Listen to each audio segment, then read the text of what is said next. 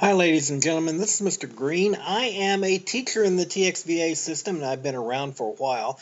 And I was asked to make this video on how teachers use Outlook. Well, how online teachers use Outlook. So I'm going to try to run through some slides that I have put together and see if I can't have this make just a little bit of sense to you. Okay. So what I've got here is my first slide. I've got both Outlook and Lync on here. And the reason I put them both on here is I wanted to point out to you that they are very closely linked. Now, if you've taught before in a school, you know that you've got an inbox somewhere in the main office where they will put memos in there and they'll put announcements of different things that you need to know, and they'll put different things that you're supposed to read. And Outlook is that box. It's the box where everything's going to go. It's so much more than that, but that's what that box is. That's where everything is going to go. You're going to get any communications from any teacher through Outlook. But Lync is when you stand out in the hall and you're talking to a teacher and you just want to chit chat back and forth, or you've got some little bit of information you're trying to get clarified. Lync is that tool. But they use the same database. And when they're using the same database, that means anything you put in Outlook is also available over in Lync. And you can use it in such a way that you can keep track of your calendar and things like that in Outlook, and Lync will know it, and it will mark your stuff as being unavailable, and people will see you as unavailable. So you can see the status of other teachers with Lync, and then you can chat with them with Lync, or you can use Outlook to send them an email. Either way, it all gets stored in the same database so that you know that it's there. Now, caveat, I am not an expert on either one of these. There are people that do much better at both of these tools than I do, but I wanted to give you a few things that show you what I do, and it makes you kind of look like you can actually be organized. And I am not an organized person, and I will tell you that right up front. But I will tell you that you can keep track of your calendar and all the events you're going to be doing, any classes, any meetings, anything like that you're doing. Keep it in Outlook, and it makes you look like you know where you're supposed to be all the time. You can identify tasks that you're supposed to work on, and you can keep track of where you stand on those tasks and what you need to do next and so forth. And you start out looking like you're the most organized person in the world. Really looks good, okay? Let's start off with meetings and appointments. You can see down here, I took a clip of my Outlook. It's right down here in the corner. You can see I've got a meeting on Wednesday that's going to be over a book that we're studying. It says Teach Like a Champion. That's the book that we're doing. And I've got down here on Friday 2 ARDs that I'm supposed to attend, okay? Well, yes, that's my entire week for this summer, okay? These are the things I'm going to be doing. I want to point out to you that I can put my class connects on there. They'll show up on here and I can keep track of those. I don't have any during the summer, so it's real easy to not see any there. So I want to make certain I go through how to put one on. If you click on the ribbon in Outlook, the ribbon is this thing up here at the top, okay? And you can add new items, okay? So I'm going to select new items, then I'm going to select an appointment up here, okay? And when I select that appointment, you'll get a page that allows you to add a subject and also put a start date and a time and make any notes you want to make in there. You can also do reoccurrence, and so you can say that it occurs every Wednesday at this time, or every 2 weeks at this time, or anything like that. And you'll be able to keep track of things. Don't worry about holidays, things like that. I mean, this is only going to show up to you, and you're the only one who's going to see it. So it's not going to make any difference if you've got some things in there on a holiday and you don't want to attend it. Don't worry about it. It's not going to make any difference. You can just skip over it and go on. But it will be there for you to keep track of it, and you'll be able to see what's going on. So what happens when you get those in there? I went out there and added a meeting for Thursday at 11:30, and you can see it shows up right here, Thursday at 11:30. Okay? And you can keep track of that. You can set on a warning so that it gives you a 15-minute notice of when you're supposed to be there. And guess what? You're never late getting into a meeting. It makes you look like you're very organized. I am not an organized person. I don't miss meetings because they're always right there in front of me. Okay? One of the things I do with that is when they send me a link to a room, I always make certain I put it down in the comment area, because when I do that and I open up that meeting, let me just show you what I'm talking about here. I want to do this. Okay. I've got a meeting here with in Terry's room. When I click on this, it opens up this little window like this. You can see there's a subject. It's telling me where it's located, date and times. Okay. Well, I always take her links that she sends me and I put them down here in this comment area down here in the bottom. I do that because when I go down to that link, okay, get down here to it, you can see it's in blue. All I got to do is click on this link and it'll take me right into her room. Okay? Right into her Class Connect room. So it helps me keep track of that and I don't have to go looking, well, where am I supposed to be and what's the link to that room or anything else. It's always right there for me. Okay? So go back to my little slides that I've got here so I can keep track of what I'm supposed to be doing. Okay. Email. When email comes into you, it's going to be like a big inbox. And everything gets put into that big inbox. You know, there are some things that you really want to stand out. You don't want to miss them. You don't want to forget that they're there. So one of the things that we have talked about doing in the past is changing the color on them so they stand out as a different color. Like from Sherry Remington, she's our head of school right at the moment, or from the principals, from Sarah Baker or Tammany Olson. You want to make certain you're seeing those things, or from Terry Gould. Those are important ones that you're getting. You don't want to miss them, okay? And so you want to be able to change the color on them so that you can see them and make certain they stand out more often, clearer. You also might want to create a separate folder that you're putting them into so that you can find them later on if you're having to go back and do some research. You can say, oh, I got that from Terry. Let me go look and see where that came from. Or that was something Terry would have sent me. You can go look in Terry's folder and you can find them that way, okay? Both of these can be done in different ways. One of them is going to be rules, and that's where we're going to create the folders and move things around. And we can also click on, we'll get to that in just a second, click on those rules and how to get to them. But what I wanted to talk about first was changing the colors. So what I did is I clicked on the ribbon, and over here on the fifth one, there was one called View, and it changed the ribbon around to me, and this is what I have under View. You can see right here, View, okay? And under View, I clicked on this little double arrow with a line underneath it here. And when I do that, it gives me a place to select to view the settings. And if I view the settings, I get this little window that's right here in the background here. And one of those is conditional formatting, and that's what this looks like right here. If you go into conditional formatting, you'll get this little window right here. It's a filter. I actually clicked add and put the name boss on it so that I would have one there. And then you can change the fonts around, make the fonts bigger, change them to a red and things like that. And then you click on condition, and that's where I get this filter over here. When I click on from, I put my boss's names in there. Danny's was my department head, Leslie's my principal, Sarah Baker's the principal, things like that. Put them in there like that, okay? And then I click on this where I am the only person to receive this, or there's another one there that says where I am amongst the people that could to receive this. That's where you would get it as a group, okay? And when I click that, when I click this on and say okay, it adds it out there as a thing. What does that do for me? When I get an email from these people, it stands out as red.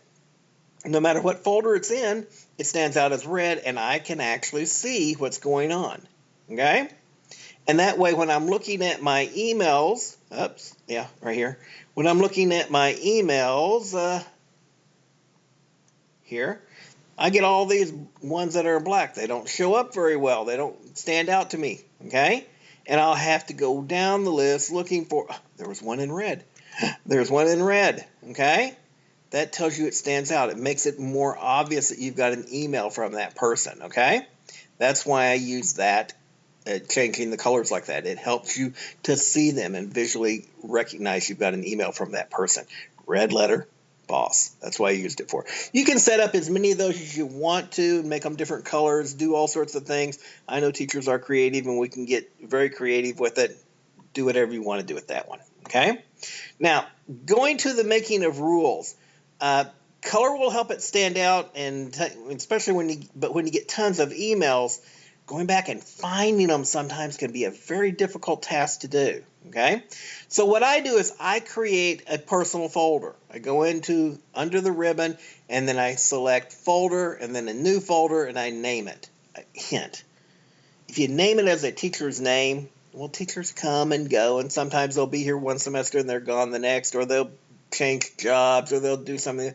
I put things out there as math teachers, as administrators, as personal, as K-12, as science teachers, as English teachers. Then I've got groups of things that they can go under. I also have SPED, and I have a few others that I've got out there. And then I'll click on them and I'll create a rule. Now there's a couple different ways to create rules. One way of any way you do it, you wind up getting to a page like this occasionally. You can click a new rule here. I create rules by people, and when I create a rule for the person, it'll always have this to apply after the message arrives from this particular person. This one's the K-12 one. So when I get one from K-12 news brief, and on my computer only, I'll move it to the K-12 folder, and I'll stop processing other rules, and that's all I have for that rule.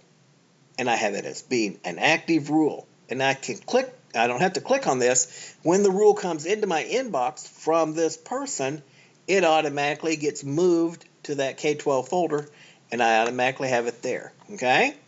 So what does that look like? Well, here's some of my folders that you see right here. You can see I've got 3 through 8 administrators here. I've got history teachers and administrators, counselor advisors, English teachers. Whoops, things going crazy on me here. Science teachers and English teachers, math teachers, other courses, social studies teachers, and so forth. Those are the different types of folders that I have, and I will put them into those different folders. Now, I will have some personal folders out there. I'm not going to kid you with that. Terry Gould gets her own folder because she sends out all sorts of educational things, and I'm always having to go back and reread those educational things that teachers need to know how to do, and I always have to make certain I go find those. I have one for Sherry Remington. Sherry's the head of school. She's always got some important stuff to tell us, and I always make certain I have a folder just for her. That way I can go back and find it whenever I need it. I have one for testing, so that anything that goes on with testing gets moved into that folder, and that way I can always go back and find out what I'm supposed to be doing for testing, or any training I'm supposed to be doing, or anything else. Now we're talking about the state testing there. But those are the types of folders that I have created out there that I keep track of the emails I get from different people. Okay? And then when I need to go back and find one, I can find it fairly simply by remembering who it came from, and I can just go to that folder where they go to, and there will be their stuff. And if it's one from a boss, it'll be red. It'll stand up real big. That's the way I look at it. Okay? Okay. Rules take time. I can tell you right now, I've messed up rules so many times, different ways. They take time and practice to get them right. Don't worry. You can always move emails into folders. So create the folders that you want to create and just move them manually. If you find that you're moving someone's emails frequently, click on them and it'll add rule to it. And you can get out there and add a rule and always move that person to that folder. Then it becomes a little bit easier for you to do them. And if you see that you're getting a lot of emails from a particular person and you want them separate into a separate folder rather than in a general folder like math teachers, you can create another folder for that and do it. It's something that you can do on your own, and you practice it, you'll get it the way that you want it to be. Okay? Now, finally, I want to go look at the very first screen. What we're going to look at is the screen format. So on the very far right, you'll see this Customize Outlook Today. The big things on here when you do that is you'll see a thing for messages. You can actually select which folders show up on your messages. Okay, what does this mean? Okay, let me try and show it to you real quickly here. Over here on the right-hand side, you see how I've got Inbox and Drafts and TXVA and K-12 and Sherry Remington and Outbox and Jessica Shopoff and Debbie Fitzpatrick, Math folders, Terry Gould and K-12 and Tops and Testing and Silva and Leslie. These are the folders when people's emails come to me. They show up automatically right there on that front screen. I don't have to go look in any inbox for them, and it will tell me if I've got a new message from them, and it shows up right here. And it's much quicker than having to go to a folder and look at and see if I got a message from someone. Okay? All I did was up here under Customizing Outlook Today, I chose the folders under Messages here, and it would tell me which folders I want to include. You can see I've got a lot of folders in there. Okay? I've been doing this for a while. Okay. The other thing that's important here, calendar, make certain you're showing 7 days on there so you can see what's going on. I do show tasks, and your style's up to you what you do. There's not a whole lot there that you can mess up with this one. I did want to get into just a couple of other things here real quickly. I showed you that. Okay. I do use tasks. I use tasks to keep track of information that I need to keep available, like the request for time off. That's a form that we have to fill out for taking time off, and I always seem to lose that form. There's also a expense report form that I have out on there in the past. I've took it off recently because I haven't used it in a while, but it's just like those type of things, or the contact list for the counselors. Not that I can't find it in their contact list, but I can't ever remember who they're counselor for. So that contact list that I get tells me who they're the counselors for, or the advisors for. Those type of things are important so that you can keep track of them, and you can send your students to the right counselors and advisors, or let a counselor or advisor know that you've got an issue with a student that they need to look into. There are many other things that are in Outlook, and I'm just hitting on a few of them, like using the quick steps to create a group for a group email, like creating an email to every one of the people in your department, not sending it on right away, but keeping it out there so that you can click on it at any time to create a new email. And what does this look like? What does that look like? Right up here. I've got this email up here for math department. And I click on that, and it automatically creates an email with all my math department people on it. Quick steps can guide you through that real easily. All you got to do is create a new, and then down, what are you going to be doing? You're going to, I can't remember this one off the top of my head. You're creating a new email is what you're doing. Create an appointment, a new meeting, new message. Here it is. You create a new message, and under the to, you just select the people that you want to have on here, okay? And they'll show up in here, and you just add that out there, and you finish it off, and it will be a new group that you will have in here that you can then click on it at any time, and you would have an email to all the people in your group. You don't have to keep remembering, well, who's in my group, and how do I add them on here, and how many people do I need to have, and so forth, okay? These are the types of things that I use Outlook for. Now remember, Outlook and Lync are connected, so when I look at my Lync connection here, it's showing me all these different groups, and I've divided those people up into groups too, and I can see who's online in my math department at any time, and I can see who's in the administration that's there at any time, okay? These type of things help you. This one also has the link to your calendar, so if it's in my calendar, it will show up in here as being on the calendar, and it will adjust my status, see where it says available, based upon what's in this calendar. Cool. Well, if I wanted to see if any of my math teacher were available today, I can come down here and I can see that Christy is in a meeting. I'm sure she didn't set that in Lync. She set it in her calendar, and it's telling me that she's in a meeting because it's red there. And I wouldn't send her an email at this point, or I wouldn't send her a Lync message. I'd probably send her an email because of that. That's the type of thing that you can use these two tools to help you with, to look very organized and not get a lot of complaints from the other teachers that you're bothering them. Okay? Okay, hopefully this helped. I will talk to you later. Bye.